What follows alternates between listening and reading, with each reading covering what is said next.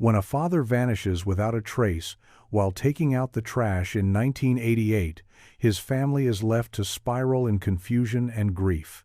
12 years later, a home renovation crew uncovers human remains beneath the floorboards, reigniting an investigation that will unearth long-buried secrets, fractured memories, and the devastating truth hidden just beneath their feet. The night Robert Alden disappeared was unremarkable in every other way. The kind of suburban quiet that settled in after dinner dishes were dried and the television hummed in the background. Outside, the streets of Ashcroft Lane lay tucked beneath a blanket of soft June heat. Porch lights flickered on one by one as families turned in for the night. And in the Alden house, someone had just taken the trash out. Robert had always been the one to do it. A ritual more than a chore, stepping out barefoot, tying the bag with a practiced flick, and walking it to the metal bin by the side fence. Martha heard the door creak shut behind him, like it had 1,000 times before. She thought nothing of it. She loaded the dishwasher. The kids Sean and little Lily were already in their pajamas, faces glowing from the TV in the den. But after 10 minutes passed, then 20, a flicker of awareness crept in. Not concern exactly, just stillness. She looked outside through the kitchen window. No movement, no Robert. The bin lid was open, the trash bag resting inside, but he wasn't there. She stepped outside, called his name once, then again. Nothing. The neighbors said they hadn't seen anything. No car, no argument, no scream, just the breeze stirring the hedges and the hum of sprinklers ticking in the dark. Martha searched the street. Checked the garage, opened the gate. Sean came to the door, his voice small. "Where's Dad?" She didn't know. By midnight, the police were walking the block with flashlights. They checked every alley, every yard. Nothing was out of place. No signs of struggle, no dropped wallet. His keys, phone, and even his shoes were still inside. He had simply stepped outside and vanished. The report listed it plainly. Adult male. Last seen 9:15 p.m. Wearing gray sweatpants and a white undershirt. No known threats. No history of mental illness. No indication of voluntary departure. It was the kind of disappearance that left no trail and no explanation. And as dawn broke across Ashcroft Lane, the only thing more unsettling than Robert Alden's absence was the way everything else looked exactly the same. By morning, the calm of Ashcroft Lane had twisted into a slow churn of disbelief. A patrol car still sat idling across the street, steam rising faintly from its hood in the early light. Inside the Alden house, coffee went untouched.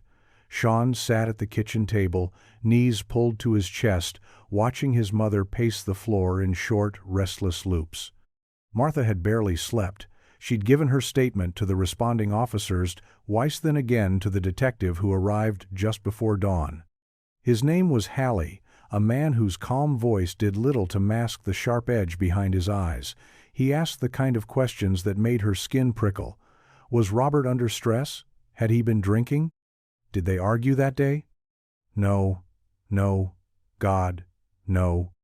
Robert was a steady man, a math teacher, always home by 5. He folded his laundry. He kissed his daughter's forehead before bed every night. He didn't vanish. By mid-morning, Hallie started widening the search radius. Officers canvassed nearby parks, culverts, and storm drains. They brought dogs, but the trail went cold just past the fence line. No scent. No direction. Just absence. Neighbors came and went, offering casseroles and confusion.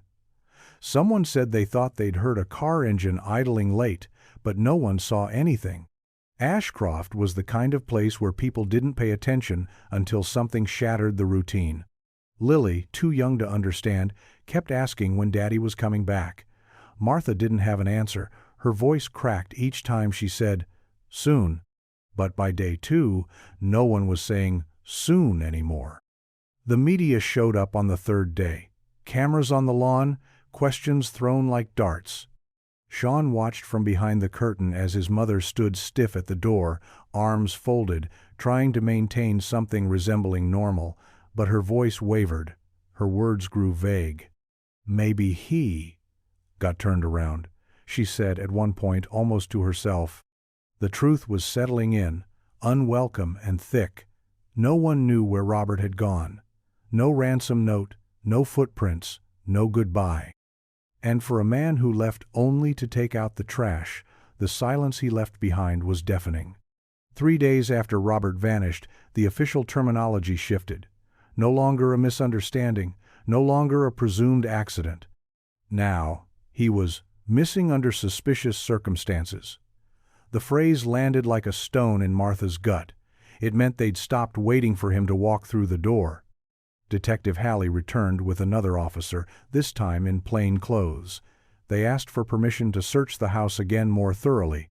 Martha agreed, even though she'd already combed every inch of it herself, opening closets she hadn't looked in since Christmas, checking behind the water heater, even lifting the lid on the crawlspace door in the hallway.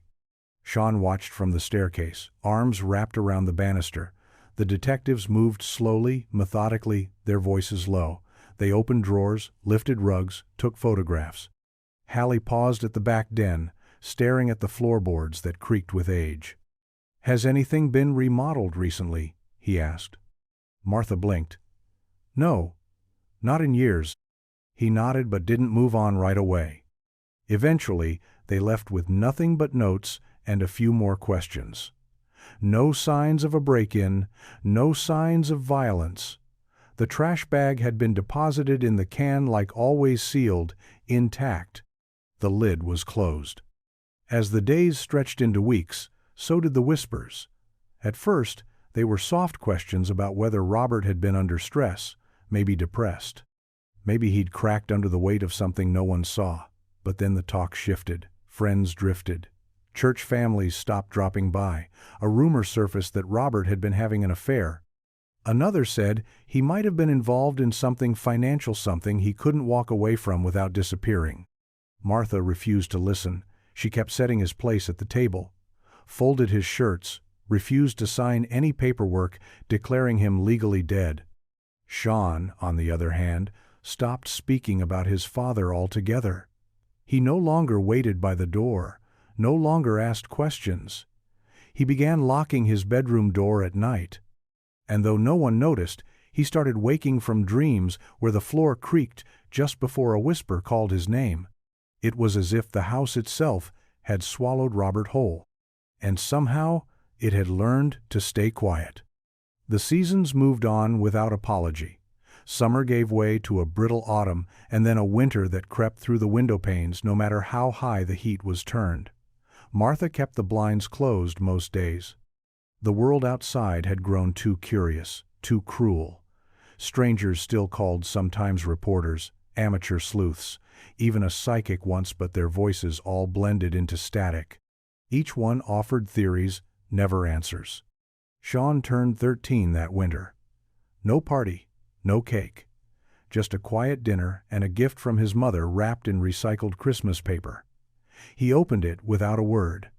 A new baseball glove, even though he hadn't played since his father disappeared. It sat untouched on his desk for months. By spring, the investigation had stalled entirely.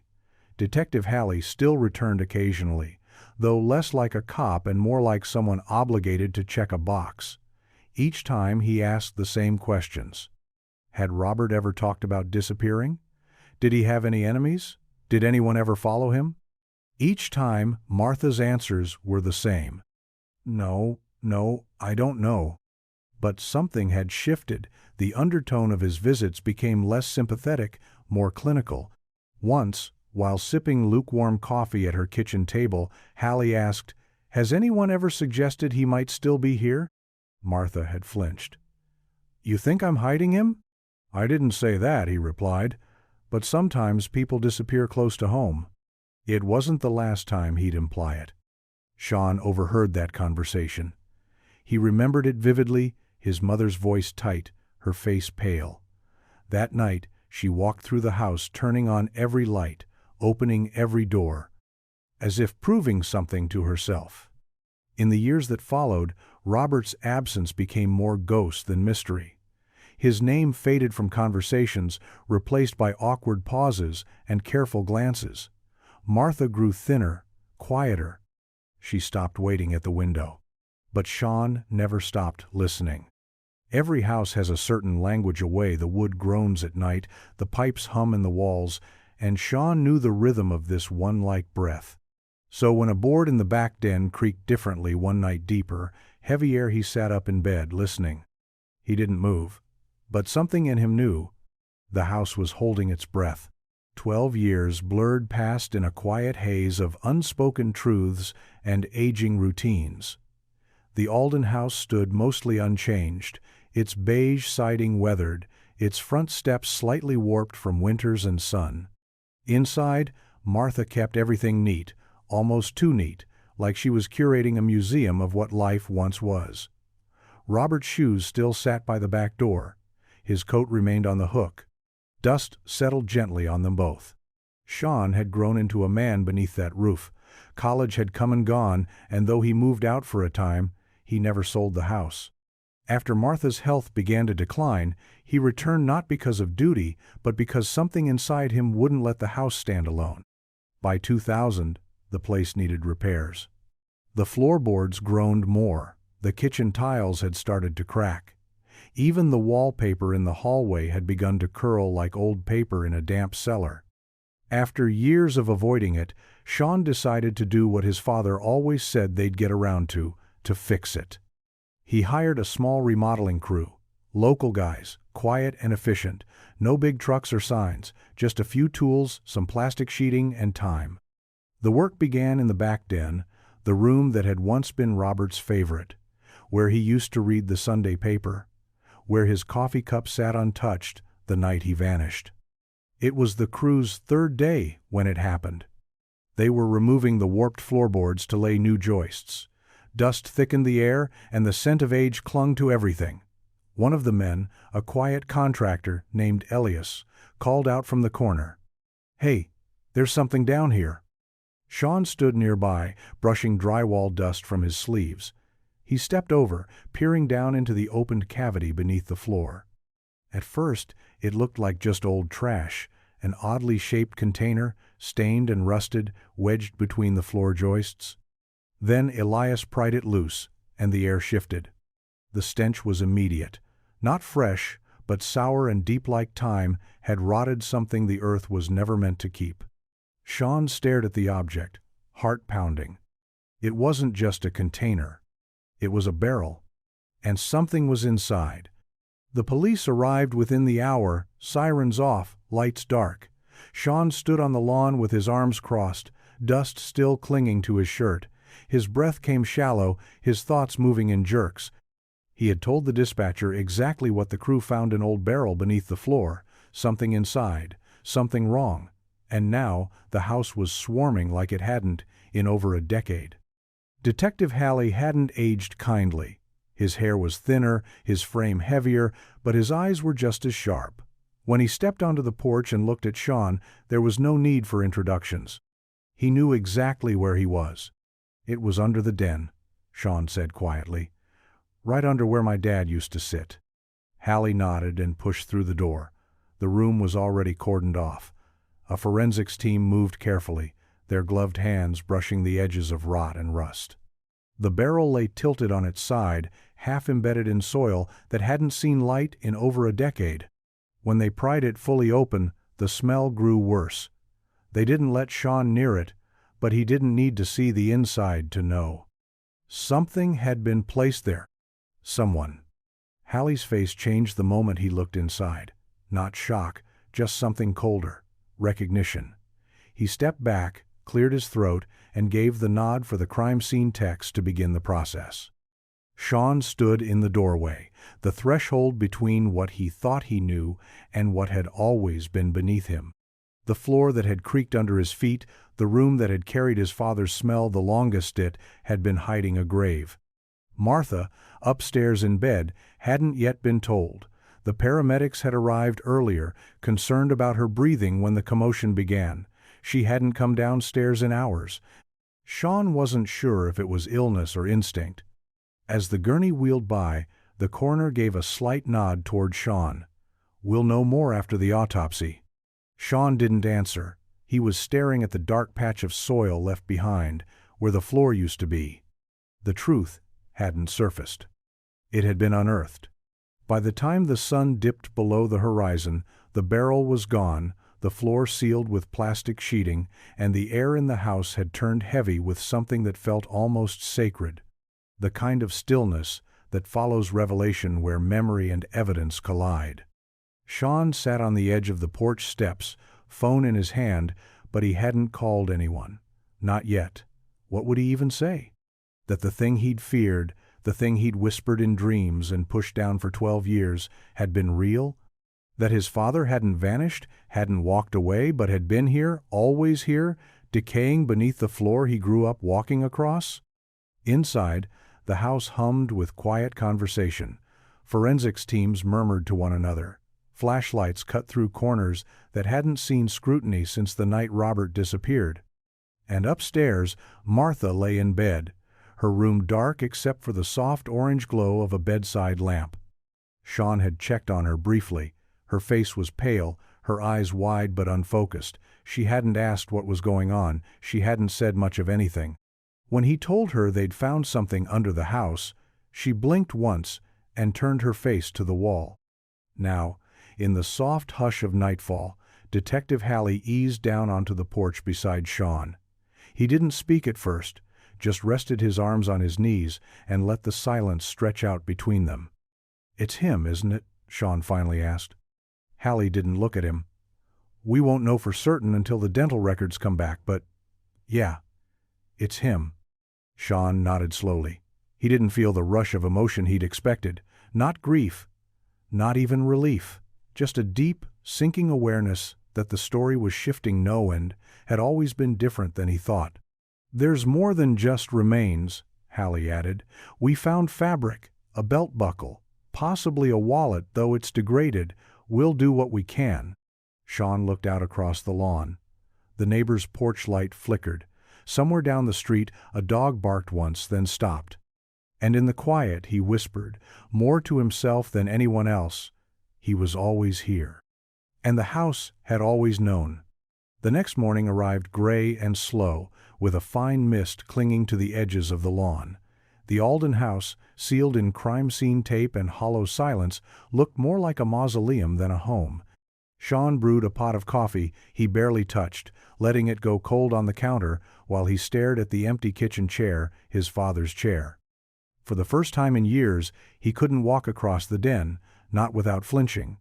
The plastic sheeting covering the exposed floor felt like a wound, raw and still bleeding beneath the surface. He found himself stepping around it, as if instinctively avoiding the past made flesh. Martha didn't come down that morning. When he checked on her, she was awake but distant, sitting upright in bed with the covers pulled high and her gaze locked on the window. She didn't ask what the police had found. She didn't need to. Back downstairs, Sean noticed the forensic team had left behind a small evidence tag, 14 resting on the kitchen counter beside the sink. He hadn't seen it the night before. It was marked in red ink. Photograph, 1987, found in crawlspace. He hesitated before picking it up. The photo was worn, edges curling from age and dampness, but the image was unmistakable. His father, Robert, holding Sean on his shoulders in the backyard. They were both laughing, frozen mid-movement, as if someone had called their names just before the shutter clicked. He didn't remember the moment, but the feeling in it was real, weightless, uncomplicated. Why had the photo been in the crawlspace? Why not in a family album? As he turned it over, he saw faint pencil marks on the back, a date May 23, 1987, and one sentence in handwriting that matched his father's, "If anything happens, start here." Sean's fingers tightened on the edge of the photo. There had been a message. He tucked it into his pocket and walked slowly to the hallway, where the narrow crawlspace hatch waited at the baseboard closed now, but not locked. Behind him, the house remained still, but it no longer felt silent. It felt like it was waiting. Sean knelt by the crawlspace hatch, heart thudding against his ribs like it had something urgent to say. The narrow door was painted the same color as the hallway, trimesi to miss unless you were looking. He remembered being 5 or 6, peeking inside once when Robert was fixing a leak. It had smelled like dust and old metal. After that he never went near it again. Now, the wood creaked as he eased it open.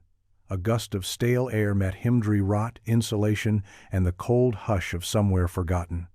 He grabbed a flashlight and eased himself down, knees brushing the edges as he moved into the low dark. The crawlspace stretched beneath the back half of the house, a cramped artery of dirt and ductwork. Spiderwebs clung to pipes. Nails jutted from beams like teeth. It was cold in a way that didn't match the spring morning above. He moved slowly, sweeping the flashlight left and right. It didn't take long to see the difference. One corner of the space had been disturbed. The earth wasn't flat like the rest. It had been dug out, then clumsily filled back in. Someone had tried to make it look untouched, but it wasn't. He dropped to his knees and clawed gently at the surface. A minute in, his fingers hit something solid. Metal.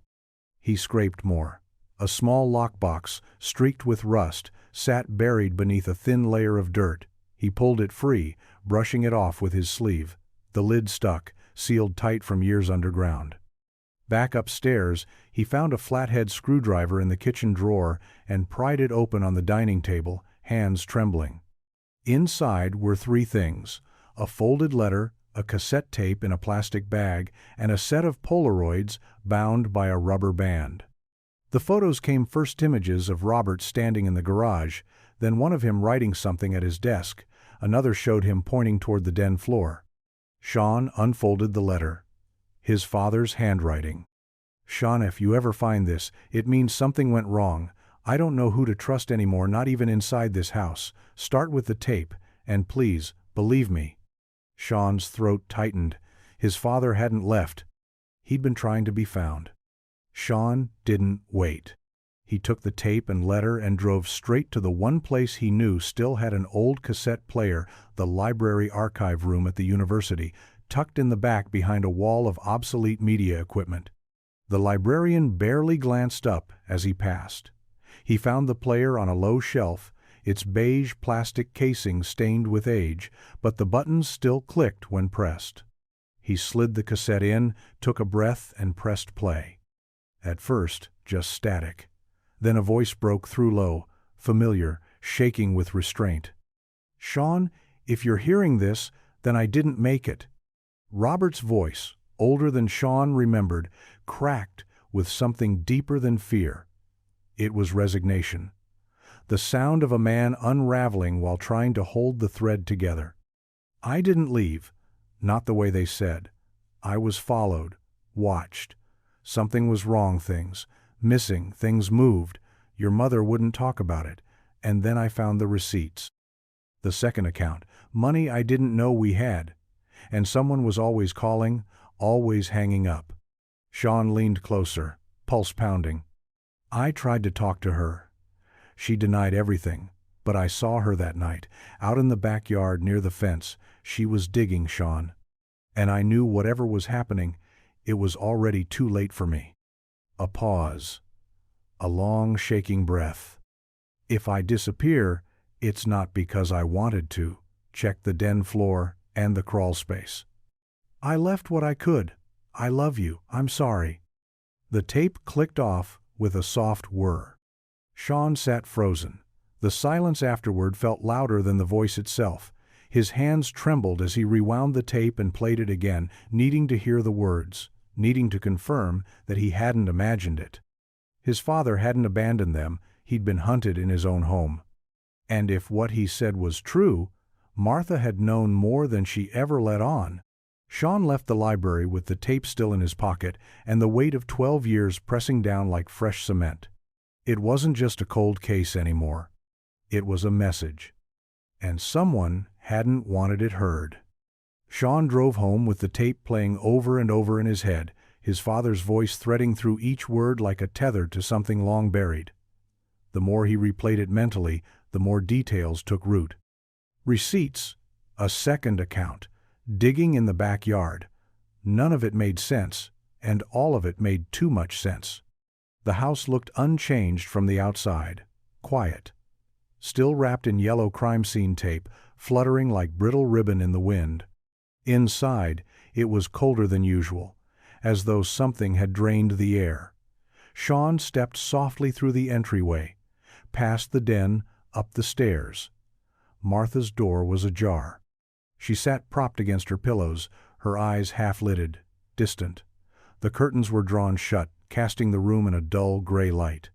"Martha," he said gently. She didn't answer right away. "I listened to it," he continued. "The tape Dad left. I know about the crawl space. I know he was afraid." Her eyes flicked toward him, a slight movement, but no change in her face. "He said he didn't trust you." Still no words. Just silence that stretched too long. He walked closer, his voice lower. "Why didn't you tell anyone? Why didn't you ever say he left behind evidence?" Finally she spoke, but her voice was barely audible. "Because I didn't know if he was telling the truth." Sean stared at her. "What does that mean?" Martha's hand moved slowly across the blanket, trembling. "He started acting strange, accusing me of things, saying people were watching him. That the bank accounts were wrong, that someone had bugged the house. I thought it was stress, paranoia. I told myself he was unraveling." "He wasn't paranoid," Sean said. "He was right."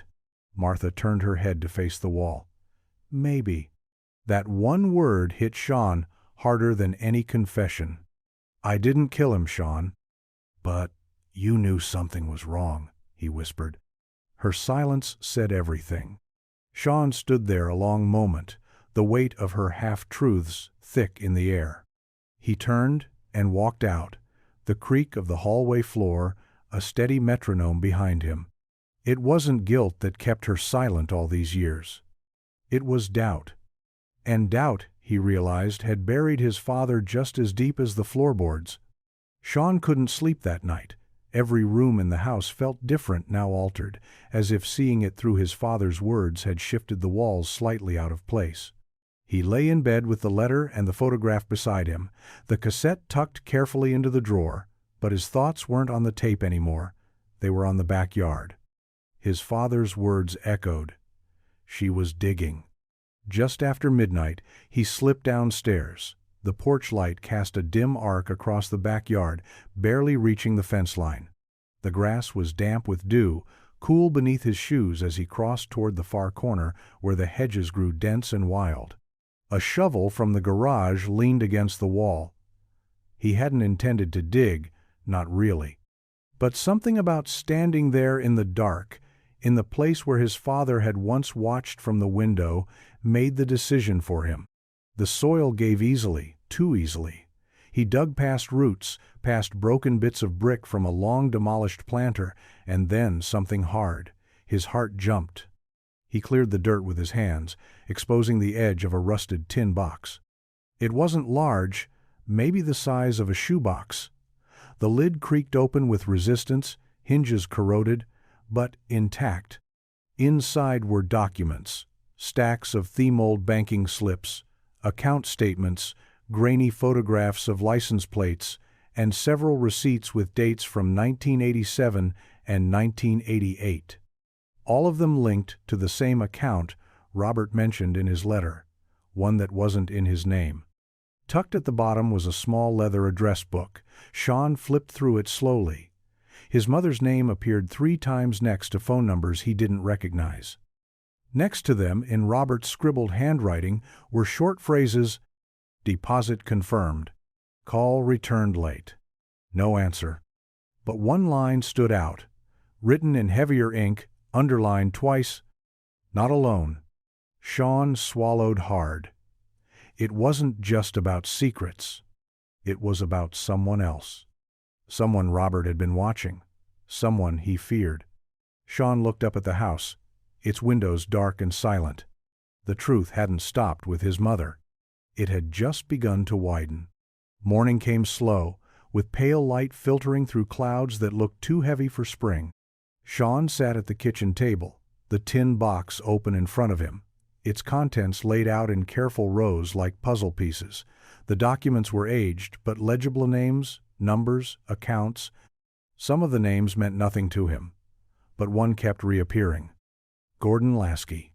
It was scribbled in the margins of receipts, circled on a page in the address book, and printed on a letter from a small auto body shop dated 3 weeks before Robert vanished. The name scratched at the edges of Sean's memory. It wasn't family, not someone from school, but he'd heard it before, somewhere. He pulled out the old landline phone book from the kitchen drawer his mother kept, one out of habit, and flipped through until he found it. Lasky Automotive, 92, Willow Bend Road. The business was still listed. He didn't hesitate. The shop was 10 miles outside of town, nestled in a gravel lot surrounded by rusting cars and a sagging fence. An old bell jingled as Sean stepped inside. The air smelled of oil and dust, the kind that sticks to your lungs. A man in his 60s sat behind the counter reading the classifieds, glasses perched on the end of his nose. He looked up, squinted. "Help you with something?" Sean hesitated. "I'm looking for Gordon Lasky." The man set the paper down slowly. "That depends who's asking." "My name's Sean Alden, my father, Robert Alden. He went missing in '88. I think you knew him." For a long second, the only sound was the hum of a floor fan near the door. Then the man nodded, almost reluctantly. "I remember Robert." Sean stepped forward. "Why would his name be all over your paperwork?" Lasky leaned back in his chair. "He used to stop by, always asked questions, always thought someone was following him, thought he was being set up. Nice guy, but off toward the end. Real tense." "Do you know why?" Lasky looked at Sean for a long moment. "Because he found something he shouldn't have," he said quietly. "Something about your mom and someone else." Sean's stomach turned. The truth was no longer buried. It was speaking. The drive back home felt longer than it should have. Sean kept one hand on the wheel and the other clenched around the letter from Lasky's Fileson invoice, signed not by Robert but by Martha. Dated 2 weeks before his father disappeared, the same auto shop, the same account Robert had flagged, the same name, Gordon Lasky. He couldn't make sense of it. Why would his mother be using that shop? Why under a name tied to a separate account Robert didn't recognize? And why had she never once mentioned Gordon, even as the investigation dragged on for years? Back at the house, the crime scene tape had been removed. The floorboards in the den were still missing, replaced with plywood for now. The scent of old wood and something faintly metallic still lingered. Sean moved through the space slowly, as though the walls might whisper something if he passed quietly enough. He brought the invoice to his desk and laid it beside the rest of his father's findings. Receipts, Polaroids, notes. All leading back to a triangle: his father, his mother, and a man he barely remembered ever meeting. He flipped through the Polaroids again. One caught his eye now in a way it hadn't before. Robert in the garage, looking off camera. Not staged, not smiling. And in the corner, almost lost in shadow, a second figure, blurred, partially turned, but broad-shouldered and familiar. Sean zoomed in with his phone camera. It was Lasky. It had to be. Why had Robert taken a photo of him? Why hadn't he gone to the police directly? Maybe he had. Maybe they hadn't listened. Sean picked up the cassette again, listening once more to his father's voice. "I don't know who to trust anymore, not even inside this house." The message had been clear from the start. It wasn't just fear, it was a warning. A warning Sean had lived under for most of his life without knowing. And now, piece by piece, the truth was rising from beneath layers of silence and grief. He stared at the photo of the two Manon who vanished and one who stayed. It wasn't just a story about disappearance anymore. It was about betrayal. The house felt colder now, as though the walls themselves had absorbed every secret and were letting them seep out slowly. Sean couldn't remember the last time he'd felt this disconnected from the place. The familiar creak of the stairs, the draft through the kitchen windowet, All felt distant. All the memories tied to his father's presence had turned to ash, and he was left trying to breathe in a place that no longer held answers, only questions. He stood in the living room, staring at the empty space where Robert's recliner used to sit.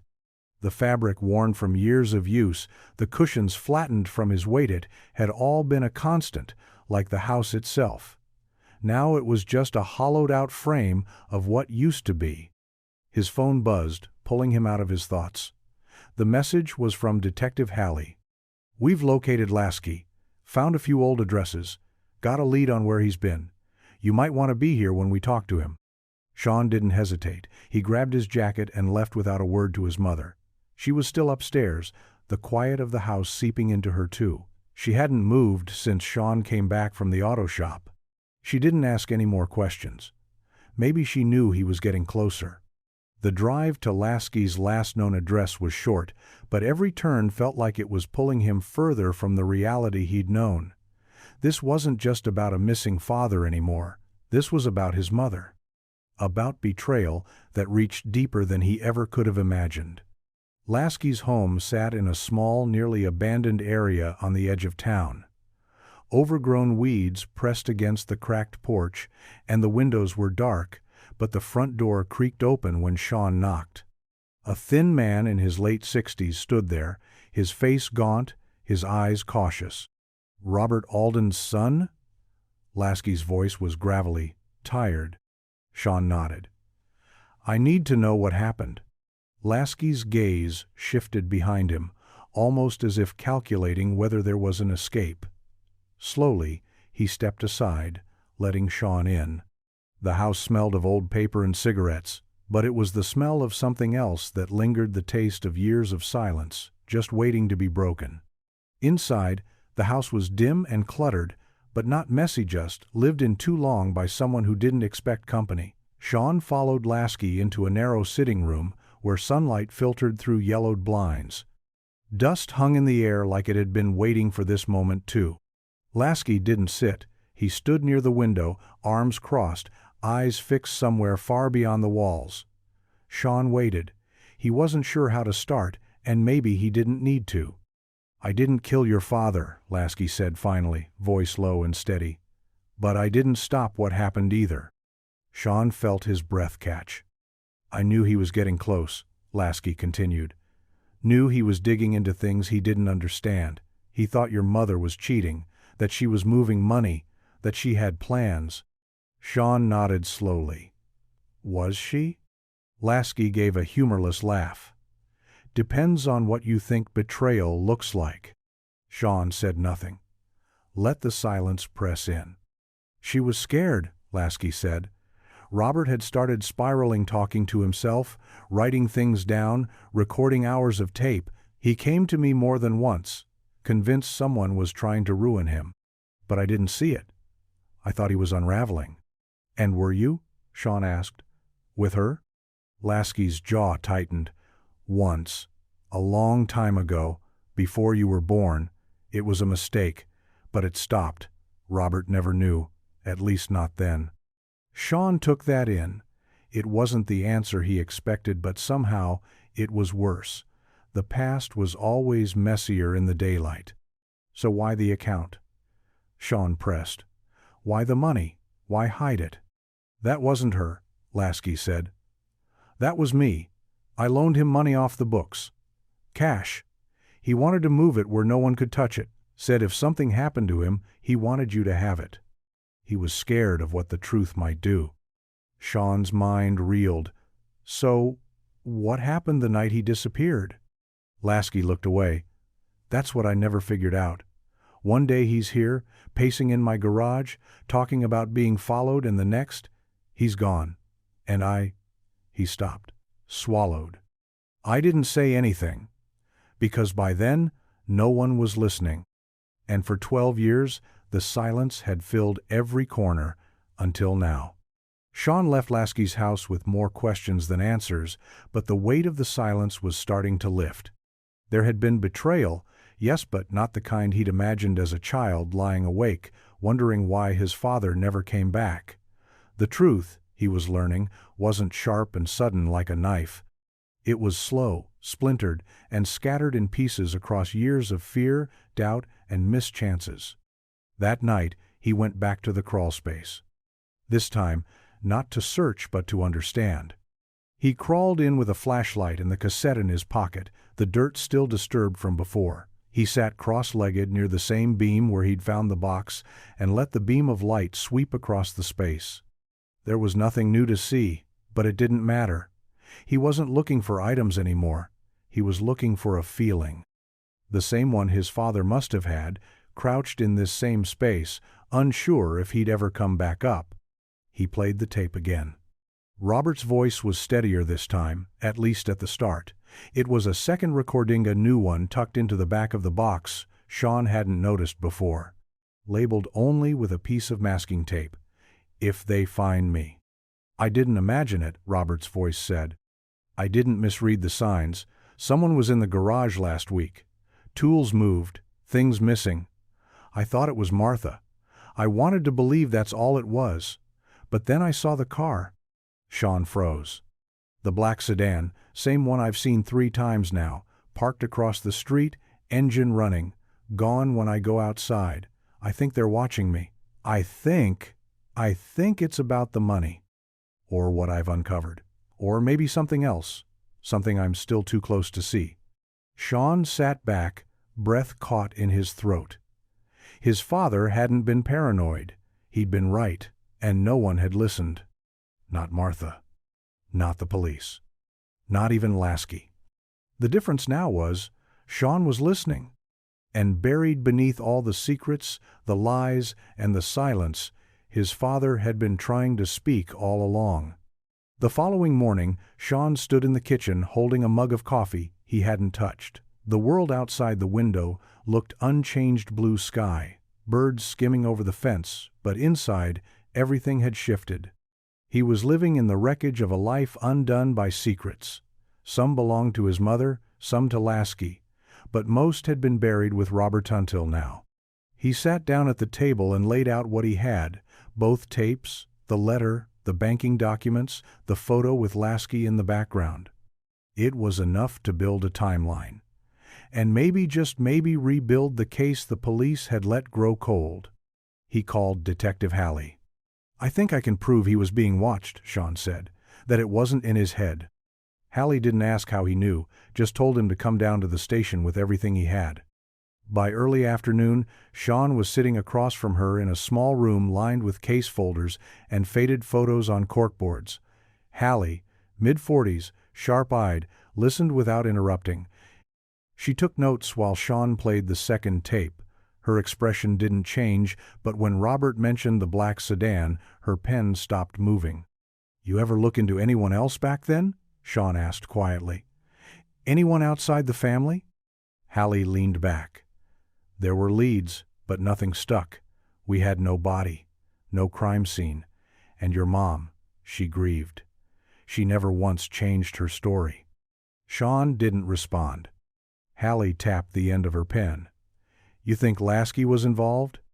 He said no, but he knows more than he's letting on. Halley studied him a moment. "And your mother?" Sean hesitated. "I don't know, but I think she was scared, and I think she made peace with that fear instead of fighting it." Halley looked down at the photo, again the shadowy figure behind Robert in the garage. "Let me work on this. If he was followed, maybe someone logged the plate. Maybe there's more buried in those files." For the first time in years, Sean felt something like motion, not justice, not yet. But the long, still waters were stirring, and that was enough for now. Sean drove straight from the station to the cemetery, though he hadn't planned to. There was no headstone, just a shared plot marked with a temporary plaque, where Robert's name had only recently been etched in after the forensic results. "Presumed deceased," the small brass plate read. No date of death, no service, just a placeholder for something that never properly ended. He stood there in silence, hands in his coat pockets, wind tugging at the edges of his sleeves. All around him were clean markers and well-kept flowers, but his father's space looked forgotten. A final irony, Sean thought. The man who had begged someone he wanted to listen, now resting in the quiet shadow of strangers. "I'm trying," Sean said softly. "I don't know what else to do, but I'm trying."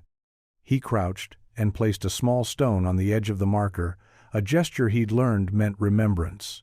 His mind spun through everything he'd gathered. Robert's paranoia, the money, the hidden tapes. None of it should have been ignored, yet somehow, it all was. Back at the house, Martha hadn't moved from the couch. She sat like she had the day before, staring through the living room window at nothing. Sean walked in quietly, unsure whether to sit or speak. "I heard you on the phone last night," she said suddenly. Her voice was thinner than usual, but steady. "You think it was the money?" "I think someone didn't want him to keep digging," Sean replied, "and I think you know more than you let on." She nodded once, very slowly. Then, without looking at him, she said, "There were calls he got, late at night. I always told myself it was business, but he started locking the basement door, started carrying a pocket knife, started whispering things when he thought I was asleep." Sean stared at her. "Why didn't you say anything?" "Because I was scared of what it meant," she whispered. "Because if he was right, then we were all in danger. And if he was wrong, then I'd be the wife who let her husband slip away while watching from the kitchen window." Sean sat beside her, neither of them speaking for a long time. The silence between them was no longer empty. It was finally beginning to speak. The next morning the call came just after 6:00 a.m.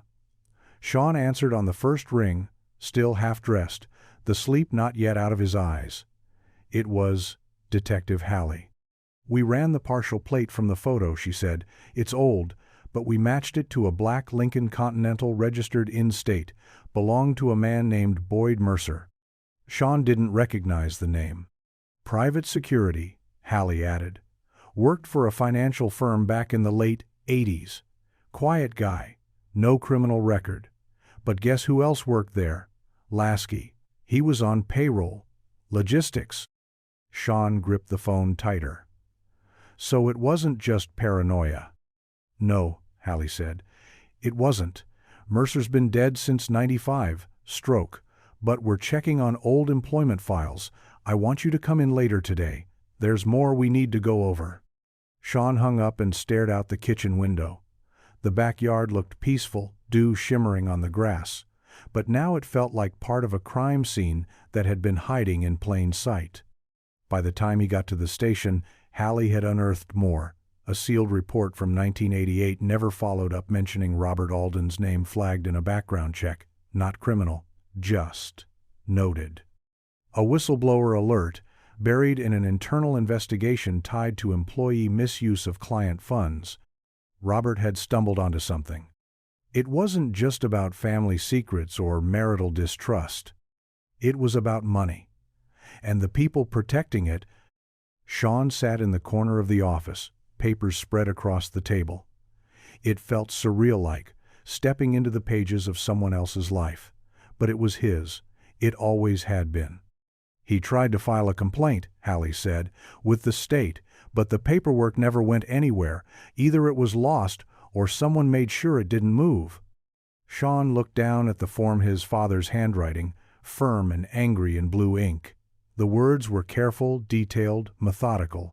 He hadn't unraveled. He had been silenced. The real story hadn't been in the crawlspace or the cassette. It was here, in the forgotten paper trail where truth was filed away and locked behind doors no one had dared to open. Until now. Sean stood outside the old State Records building just after lunch, the sun too bright for what he was about to do. Inside was the Office of Archival Services, gray walls, linoleum floors, and a silence that felt somehow colder than the crawlspace beneath his house. He was holding a manila envelope Detective Hallie had handed him that morning. Inside were copies of Robert's whistleblower forms, timeline notes, and a list of former employees at the financial firm where both Lasky and Mercer had once worked. But Sean wasn't here just to read. He was here to confirm what no one had bothered to in 1988. The clerk was helpful but indifferent, guiding him to a narrow desk and sliding over the microfilm reader without making eye contact. "Start with April '88, she said. That's when the audit reports would have hit the state office. Sean spent nearly 2 hours scrolling through columns of text business notices, disciplinary filings, firm closures, and then, just before giving up, he found it. An anonymous complaint was filed against Eastern Plains Financial on April 18, 1988, citing irregular deposits, unreported transfers, and unauthorized third-party accounts. The complainant alleged internal misappropriation and falsified records. No name, just anonymous. But it matched Robert's complaint exactly. Filed the same day, he disappeared. Sean leaned back in the chair, heart pounding. His father had tried to blow the whistle, had gone through official channels, and someone had made sure the complaint never reached daylight. Or maybe it had done. That was exactly why he vanished. He printed the page and added it to the envelope. As he left the building, his phone buzzed. It was Hallie again. "Sean, you're going to want to sit down for this." "What is it?" "We pulled the deed history on your house. Your mother didn't buy it with Robert like we thought." Sean stopped walking. "She bought it from the same shell company tied to the financial firm. Same one Robert was investigating, and she bought it 6 weeks after he disappeared." The phone went silent. Sean stared at the paper in his hand. The truth wasn't buried under the floorboards. It was written in ink.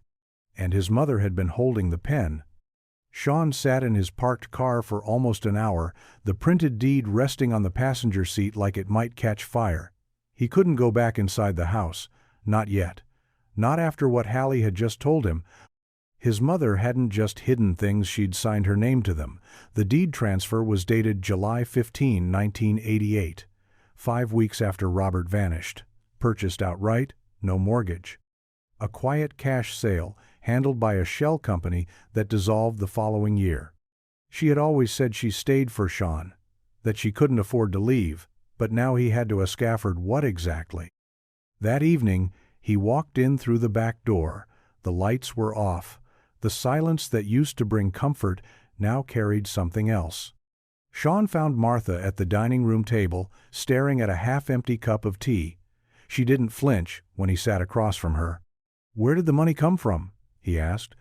She didn't answer at first, just ran her finger slowly around the rim of the cup. "Was it a payout?" he said. "Did someone give it to you after Dad disappeared? To keep you quiet?" Her eyes lifted, tired, empty, but unflinching. "I didn't ask where it came from," she said. "I just knew it meant you could stay in school. That we'd be okay. That no one would come knocking." "Why didn't you tell the police?" Sean's voice cracked, low with anger. "Because there was no one left to tell," she whispered. "He was gone. And I was warned." Sean's stomach tightened. "Warned?" She nodded slowly. "A man came by, tall, gloves on, said Robert had been involved in something dangerous, that if I went to the press or the police, it wouldn't just be my husband I'd lose." Sean leaned back in his chair, the weight of the years pressing down like lead. "You let them bury him under the floor." Her voice didn't rise. "I didn't know." But even as she said it, tears began to form. "I didn't know," she repeated quieter. The room was so still, the sound of the refrigerator humming felt like thunder. And in that stillness, Sean finally understood. His father wasn't just silenced by strangers. He'd been abandoned by those who loved him. The next day, Sean brought everything to Hallie: documents, photographs, the tapes, and now, Martha's quiet admission. He didn't ask for permission. He needed it to be official. Needed someone other than him to see what was right in front of them. Hallie listened without interrupting. The weight of it was visible in her posture, her furrowed brow deepening as Sean laid out the timeline piece by piece. The anonymous complaint, the sudden property purchase, the shell company, and the man in gloves. "Do you think she knew where the body was?" Hallie finally asked. Sean hesitated. "I think she convinced herself she didn't." Hallie leaned back in her chair. "We'll need to bring her in." He nodded. It felt cruel but necessary. Within the hour, Two plainclothes officers walked Martha into the station. She looked smaller under the fluorescent lights, her red cardigan swallowed in the room's grayness. Sean watched from behind the one-way glass as Hallie led her gently into the interview room. Martha didn't cry. She didn't ask for a lawyer. She simply spoke. Yes, she had accepted the money. Yes, she had seen the man once, the one with the gloves and the calm, cold voice. No, she hadn't known Robert was buried in the crawlspace. I thought maybe he'd just left, she said. That he'd run, or disappeared on purpose. Maybe I even wanted that to be true. But, deep down, Hallie asked gently, you knew he wasn't coming back, didn't you? Martha nodded. I knew. Not the details, not the how, but the silence was too loud, and I lived in it every day. It wasn't a confession in the legal sensino, direct knowledge of the crime, but it was something more painful. It was the truth, finally uncoiled after 12 years of denial. Outside the room, Sean stood like a statue, watching his mother, listening to the voice he'd known since childhood, now reshaped by shame and regret. She hadn't pulled the trigger, but she had, in every way that mattered, helped bury a man who had only ever tried to protect them. And now, the cost of silence was finally being paid. The news broke slowly, first a whisper on a local radio station, then a brief segment on the evening broadcast. Remains identified in cold case of missing father, 1988. No photos aired. No sensational headlines. Just a 30-second story slot tucked between weather and sports. But for those who had lived through it, the quiet acknowledgement was louder than any siren. Neighbors began to stop Sean at the mailbox. Some offered condolences. Others just nodded, unsure what to say after all these years. A few looked uncomfortable, like they were trying to remember if they'd ever said something dismissive or if they too had believed the man had simply walked out on his family. Back at the house, a forensic team worked over the crawlspace for 2 full days. The wood planks had been lifted, the soil sifted. What was left of Robert Alden was finally being handled with care, dignity, and attention. It was something, Sean thought bitterly, that should have happened years ago. Hallie stood with him near the back fence on the 3rd morning, a thermos of black coffee in her hand. We won't be able to bring charges, she said plainly. The man with the gloves, if he exists, long gone. And your mother, she didn't kill him, Sean said. Hallie gave a small nod. But she lived with it, and that kind of guilt, carries its own sentence. Sean looked toward the house, his childhood home, his father's last known place above ground. What happens to her now? She's not going to prison, Hallie replied, but she's not walking away untouched either. There'll be investigations, estate reviews, possibly civil suits. But honestly, Sean, what you've uncovered here, what you did with that floorboard and those tape sits, more than most families ever get. He swallowed hard. It doesn't feel like justice. No, Hallie said softly. It rarely does. That evening, Sean stood alone in the living room. The old cassette player was still on the coffee table, both tapes rewound. Outside, dusk settled over the neighborhood like a faded blanket, and for the first time in years, he opened the windows, let the air in. For once, the silence didn't ache. It breathed. The small service was held under a gray sky, soft rain threading through the breeze. There was no choir, no formal sermon, just a circle of folding chairs beneath a rented canopy and a wooden urn resting on a simple table. After all these years, there was no one left to give a eulogy who hadn't also felt the crushing weight of what had been buried. Sean stood at the front, hands clasped, a folded paper in his pocket he never pulled out. Instead, he looked at the people gathered, former neighbors, a few co-workers of Robert's from decades ago, and Hallie standing quietly at the back with a worn black umbrella. I used to wonder if he just got tired of us, Sean said quietly. As a kid, that's the kind of thing you think, that maybe your dad couldn't take it anymore, that he walked off, chose something else. It's easier to believe that than the truth. A light wind moved through the field. The rain slowed. The truth, he said, is that he was trying to protect us. He saw something wrong and tried to stop it, and for that, he was taken, not all at once, not with a bang, but slowly silenced, buried, and forgotten. Sean paused, swallowing back the lump in his throat. But we remember now. That's what this is. Not just closure, not justice, just remembering. He stepped aside. No one else came forward to speak, but it didn't matter. The words had been said. Later, when the others had left and the groundskeeper began folding chairs, Sean knelt beside the urn. He reached into his coat pocket and pulled out the cassette's second one, the one labeled, "If They Find Me." Gently, he placed it in the small wooden box beside the ashes. His father's voice would be with him always, but now it could rest too. Back at the house, the floorboards had been repaired, the crawl space sealed. Martha had moved in with a cousin out of state, and Sean, for the first time in his adult life, had the house to himself. But it didn't feel haunted anymore. It felt honest. And that, finally, was enough.